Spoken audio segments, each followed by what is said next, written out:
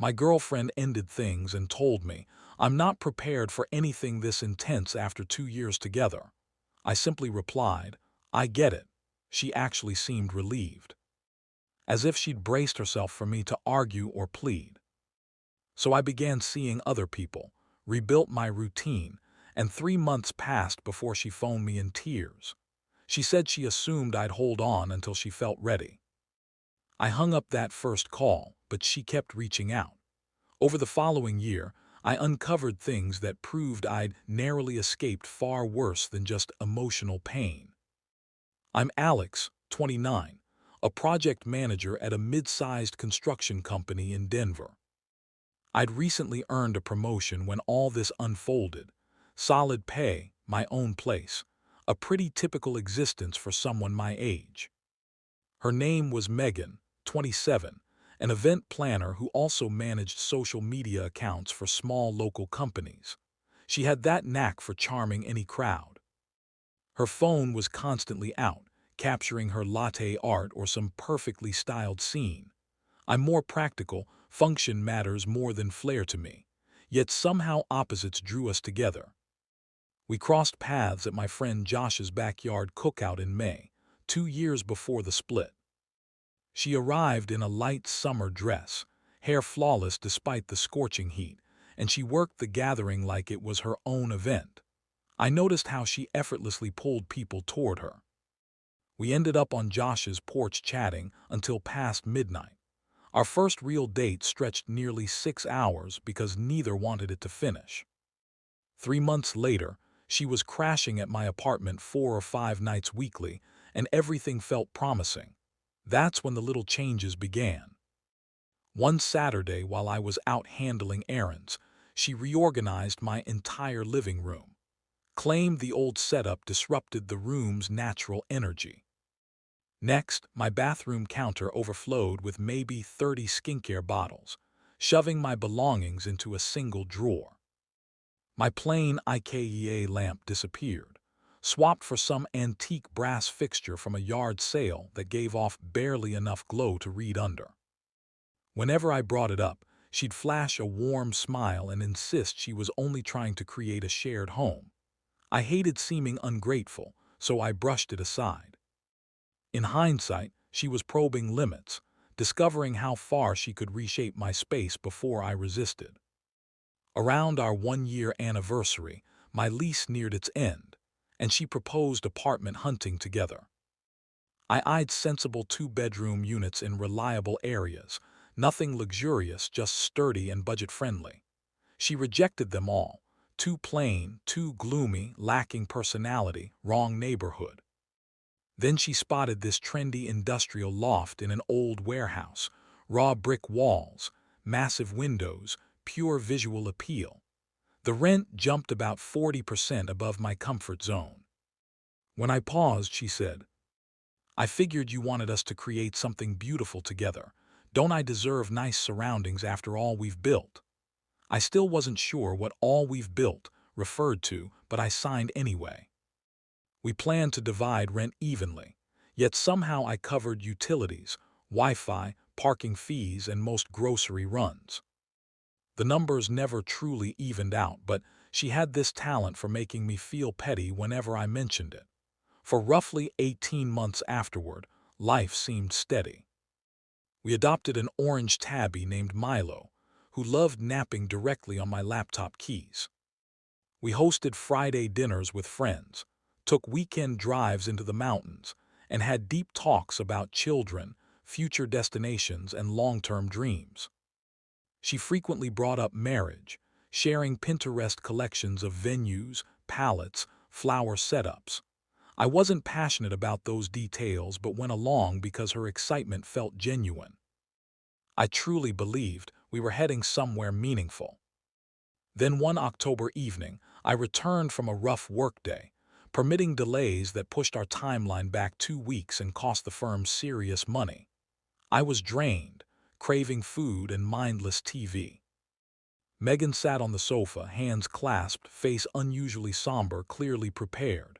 She began, "We should talk." My gut sank. She launched into a speech about discovering herself, feeling she'd missed out on life, needing room to evolve personally. When I asked if another person was involved, she acted wounded. How could you even think that? She presented it as a thoughtful, grown-up step, supposedly good for us both. Here's the detail that should have revealed it all. She refused to leave. She proposed we continue cohabiting until the lease ran out in 7 months. Said breaking it early would cost $4,000, which neither of us could easily afford. I went along because the other options meant I'd shoulder her portion or swallow the entire fee myself. Shock clouded my judgment. So we turned into former partners sharing living quarters, and she called it mature handling of an unusual circumstance. During that first week post-breakup, she began returning home very late, not midnight, more like 2 or 3 a.m. She'd depart around 8 or 9 p.m., always in fresh outfits, heels, full makeup, clothes I'd never seen during our relationship. She'd slip back in carrying the scent of unfamiliar men's fragrance. If I inquired, she'd mention work functions or assisting friends. But I knew her circle and their timetables didn't align. Nothing matched, yet since we'd split, I told myself it wasn't my concern. I quit probing and concentrated on rebuilding. I revived photography, a hobby I'd abandoned in college, and started weekend outings with my camera to capture city architecture and natural vistas. I reconnected with Josh and the group, poker evenings, fishing outings, anything to spend less time in that apartment. I refused to linger, hoping she'd reconsider. That seemed to catch her off guard. By late November, roughly 6 weeks after the split, I met Laura. She was an ER nurse at the hospital close to my workplace. We met at a coffee spot where I'd begun working mornings to escape the tension at home. She ordered plain black coffee, no syrups, no upsells.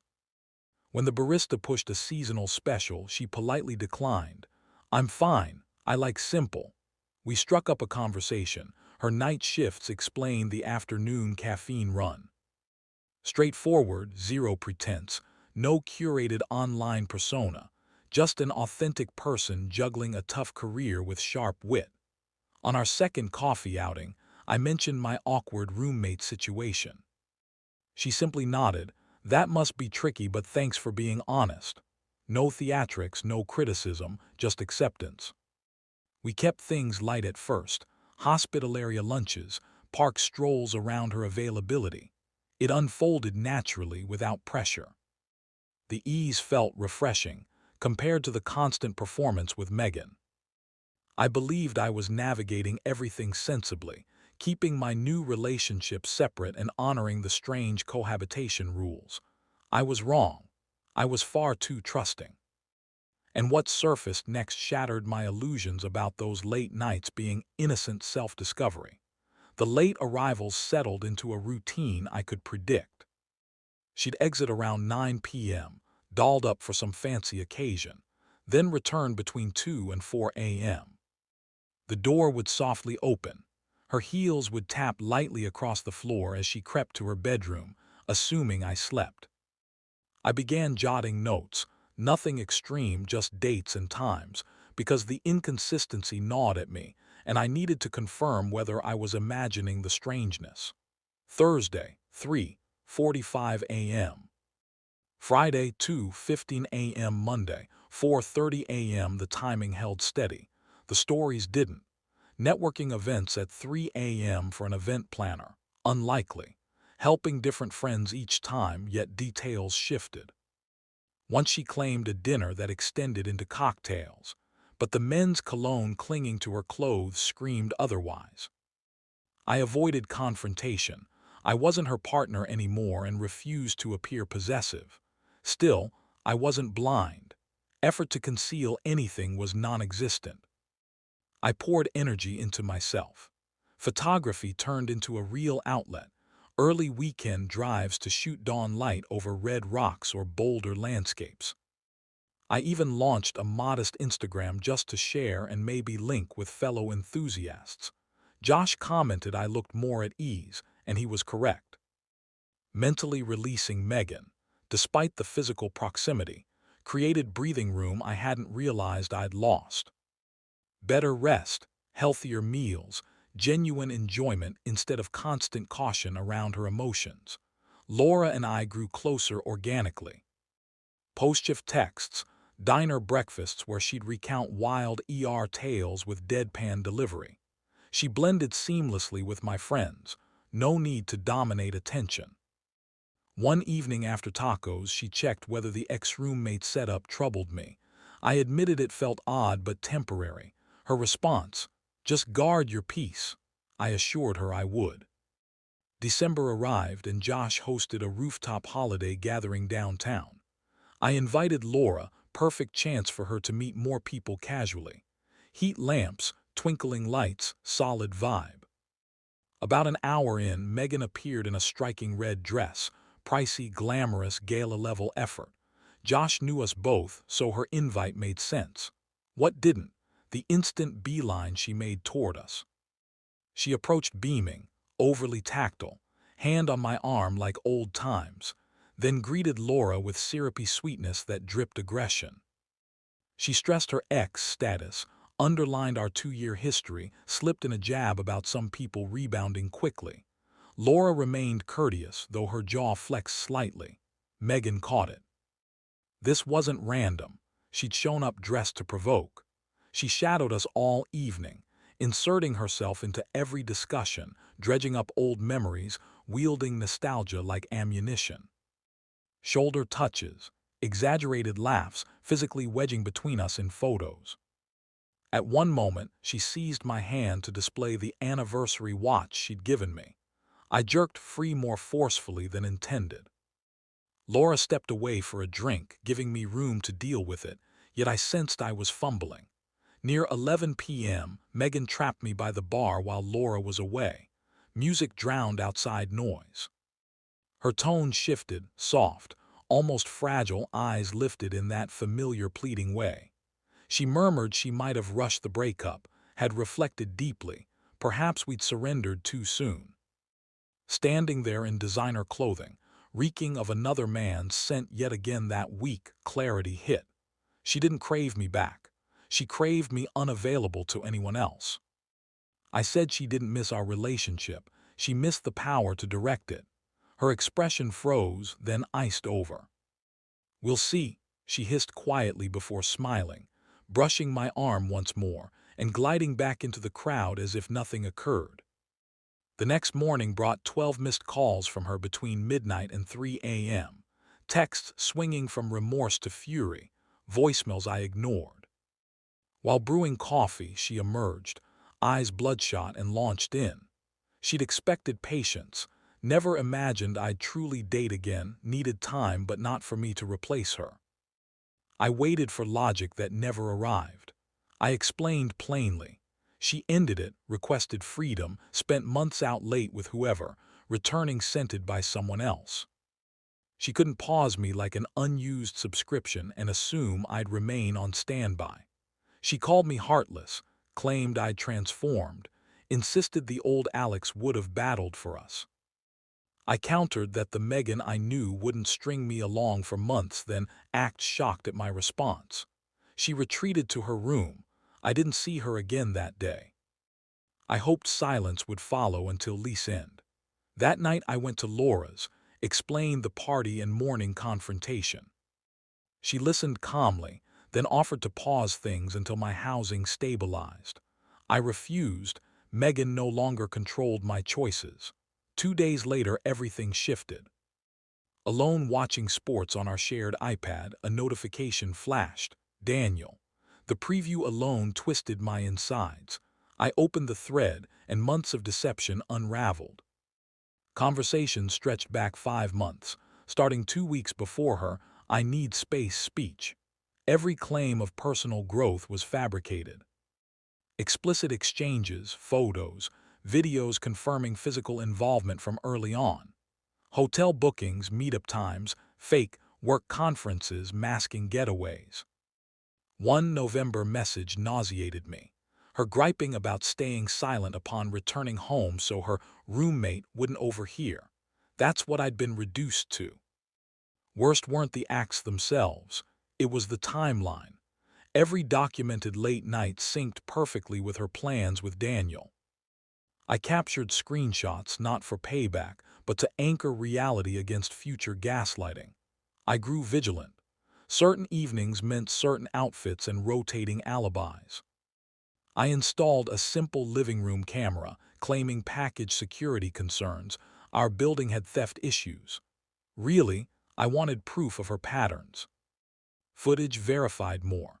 Not only Daniel, at least 2 additional men escorted her home or stayed over. Our place had become her launchpad for this lifestyle. Quick online checks revealed Daniel was married. His wife Rachel maintained a public profile, wedding photos, family dog, suburban home posts. She was clueless just like I'd been. After 2 days debating, I messaged her on Instagram. Straightforward facts, cropped screenshots showing dates and names, no explicit parts, an apology for being the messenger, and an offer for more details if needed. She read it quickly but stayed silent. I assumed that closed my role. 3 days afterward, furious pounding shook the door at 9 p.m. Peephole showed a mid-30s man in business attire, face flushed. Daniel, chain still latched, I opened slightly. He shouted accusations, called me a fabricator, a marriage destroyer. I stayed composed. Evidence existed, his wife deserved honesty, leave or police get called. He shoved at the door, I held firm. Then Megan appeared, face ashen upon seeing him. His rage pivoted to her. Shouting erupted in the hallway, him charging her with deceit, her attempting to soothe. He screamed she'd claimed single status, manipulated him exactly as she'd manipulated me. His wife had thrown him out, seized assets. He waved his phone, recited her messages aloud, professions of love, vows to wait while he divorced, promises of a shared future. Megan lunged for the device. He pulled back, told her to face her own lies, then stormed away. She stood trembling. I shut the door. Next morning, I forwarded camera clips and guest violation records to management. Overnight visitors breached lease rules, plus neighbor noise complaints about her returns. They issued her a violation notice, 30 days to leave or face eviction. They proposed I transfer to a smaller unit at lower rent, no early break penalty. I accepted instantly. Megan attempted apologies post-incident, claimed things spiraled, admitted errors, swore no intent to harm me. I stayed disengaged. Scrolling her recent posts, I spotted company-branded items in personal photos, restaurant shots, hotel backgrounds with corporate swag. She'd clearly expensed personal outings as business. I packaged timestamps and images into an anonymous HR tip. They handled the rest. 2 weeks later, mutual contacts mentioned her termination, officially restructuring, but timing aligned suspiciously. She bombarded me with calls from unknown numbers, voicemails pleading how her world collapsed, couchsurfing with friends, insisting she didn't merit total ruin. Every line got blocked. She appeared once for remaining belongings, inquired about Milo, floated shared cat custody. I asked when she'd last scooped litter, booked a vet visit, purchased food. Silence, she'd never handled those responsibilities. Milo stayed with me, just like the home she'd tried reshaping. Laura assisted my January move, smaller space, fresher atmosphere, absent past shadows. Megan's last message arrived from an unblocked number. Regret for it all, acceptance if hatred lingered, hope for eventual conversation. My reply, one line, you stayed the same, you simply hate facing results. Then blocked. Months later, I bumped into Rachel at a cafe, pure chance. Conversation started stiffly, then relaxed. Divorce filed, house sold, life restarting. She thanked me for the truth, however painful, ignorance would have hurt longer. We kept loose contact afterward, 2 survivors of parallel betrayals. Laura and I became engaged November, 1 year after that sabotaged rooftop night. Quiet proposal, sincere, unpretentious. A month later we adopted Pepper. He and Milo clicked instantly like lifelong siblings. Life settled peacefully. No theatrics, no vanishing acts, no 3 a.m. mysteries. Simply genuine stability with someone who lived love instead of staging it. Megan presumably continues elsewhere, crafting fresh visuals for her next chapter. That's no longer my concern. Reflecting now, the clearest takeaway is that behavior exposes true nature far beyond promises. Her space, monologue was performance, crafted to preserve me as fallback while she pursued variety. Consequences hit, and suddenly she sought pity for self-inflicted chaos. Real maturity accepts that certain connections burn because one party struck the flame. No apology volume rebuilds what intentional dishonesty raised. When choices display someone's core, trust that evidence immediately and safeguard your tranquility. What would you have handled differently here? And was informing Rachel justified, or should outsiders avoid interfering in another marriage, even with solid evidence of infidelity?